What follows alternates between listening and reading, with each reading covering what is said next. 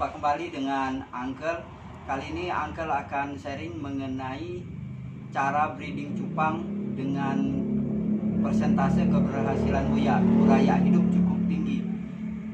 Mungkin semua teman sudah bisa cara mengawinkan atau breeding cupang, cuman kadang tingkat keberhasilan yang rendah. Sebenarnya tidak ada orang yang ahli atau master dalam proses breeding cupang. Semuanya kadang berhasil, kadang tidak. Cuma kalau orang yang berpengalaman, mereka mengetahui atau meminimalisir kegagalan. Untuk keberhasilan breeding cupang dengan buraya hidup cukup tinggi, sebenarnya ada beberapa faktor yang harus kita jalani atau harus kita ketahui. Satu, kita harus bisa menjaga kualitas air. Kedua, indukan betina harus telurnya matang atau sudah cukup umur, sebaiknya virgin. Kenapa harus telurnya matang? Karena di saat dia virgin dan telurnya matang, anaknya akan banyak dan burayanya akan lebih kuat daripada yang telurnya tidak matang. Itu mempengaruhi tingkat dia hidup setelah menetas. Ketiga, pemberian makan buraya. Pada saat buraya sudah bisa berenang, buraya cupang itu butuh makan. Lihat aja, buraya itu kecil, lebih kecil dari kutu air. Cuma kadang orang memberinya kutu air.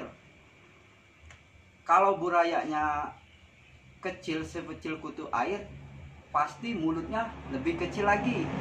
Dan makanannya pasti harus yang bisa masuk mulut buraya cupang. Nah, apa makanan buraya cupang itu? Makanan buraya cupang itu infusoria.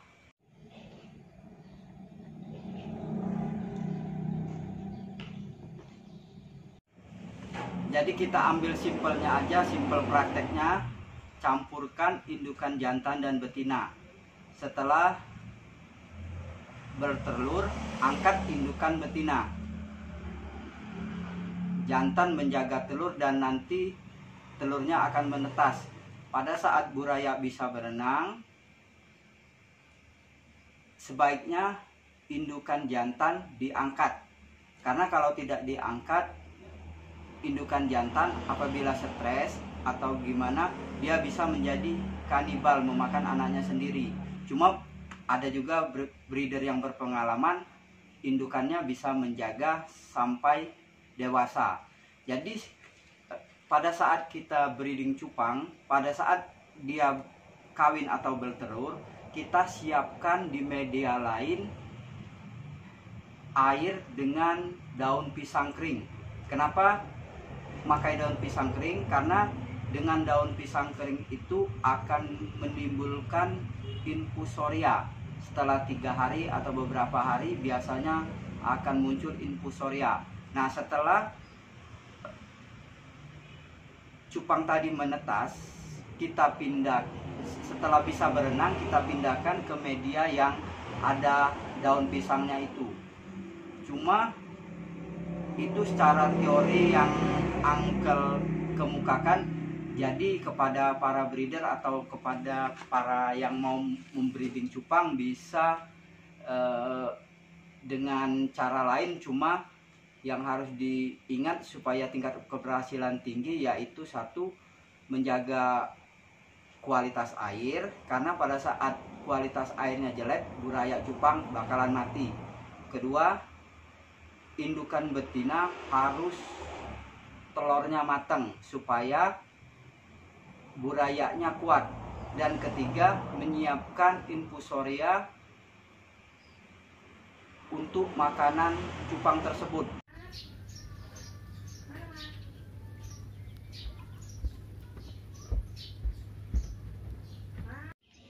Sekali lagi, ini hanyalah sebuah teori, dan dalam prakteknya saya berharap kepada teman-teman untuk berinovasi dan berkreasi dalam proses breeding cupang. Karena inovasi dan kreasi adalah seni dalam breeding cupang. Pengalaman akan mengajarkan kita untuk mengurangi kegagalan. Setelah burayak berumur 1 bulan, proses breeding dianggap selesai karena pada saat umur 1 bulan burayak sudah berada di titik aman. Cuma kalaupun burayak sakit atau mati, itu hanyalah kegagalan kita dalam membesarkan anakan cupang. Untuk proses pembesaran anakan cupang yang penting kualitas air terjaga dan pakan. Demikianlah sharing dari Uncle Gapi tentang breeding cupang yang tingkat keberhasilan burayak hidupnya tinggi. Semoga bermanfaat dan